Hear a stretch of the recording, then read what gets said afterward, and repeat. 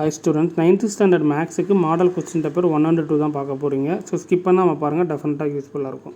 Model question paper important question papers தான் பார்க்க போகிறோம்.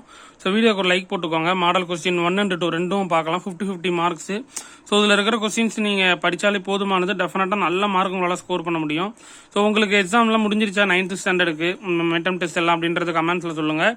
ஸோ இதற்கான கொஸ்டின் பேப்பருக்கான ஆன்சர் 1 வேர்டு தெரிஞ்சால் மாடல் கொஸ்டின் பேப்பர் 1 அப்படின்னு போட்டு 7 1 வேர்டு சொல்லுங்கள். அண்ட் தென் இது மாடல் கொஸ்டின் பேப்பர் 2, ஓகேவா 2. இதற்கான ஆன்சர் கீயும் தெரிஞ்சால் கமெண்ட்ஸில் சொல்லுங்கள். பார்க்கலாம் எத்தனை பேர் ரிப்ளை பண்ணுறீங்க அப்படின்றத நான் தெரிஞ்சுக்குவேன். ஸோ டீச்சர்ஸும் நிறைய பேர் கேட்டிருந்தீங்க, சார் மாடல் கொஸ்டின் பேப்பர் மாதிரி அப்டேட் பண்ணுங்கள் சார், எங்கள் ஸ்டூடெண்ட்ஸுக்கு நாங்கள் ப்ராக்டிஸ் பண்ணிக்கிறோன்னு கேட்டிருந்தீங்க. இது 2 மார்க் கொஸ்டின்ஸு. ஸோ ஓகேவா, ரெஃபர் பண்ணிக்கோங்க. ஸோ இதற்கான டவுன்லோட் பண்ணுறதுக்கான லிங்க்கும் நான் டிஸ்கிரிப்ஷனில் கொடுத்துட்றேன்.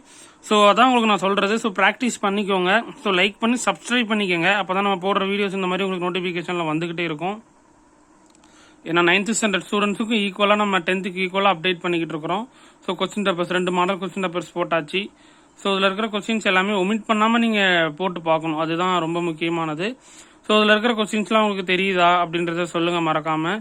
ஸோ எல்லாமே உங்களுக்கு நான் ஷோ பண்ணிட்டேன். ஃபஸ்ட்டு கொஸ்டின் பேப்பர்ஸு, ஓகேவா.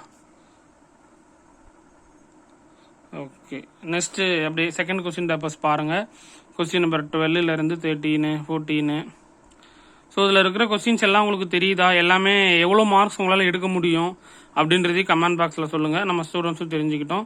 அண்ட் தென் ஃபுல்லாக ஒமிட் பண்ணாமல் படிங்க. படிச்சுட்டு யூஸ்ஃபுல்லாக இருந்தால் சொல்லுங்கள். ஸோ டெஃபினட்டாக எக்ஸாம் முடிச்சுட்டு வந்துட்டு கூட நீங்கள் சொல்லலாம். ஓகேவா, தேங்க்யூப்பா.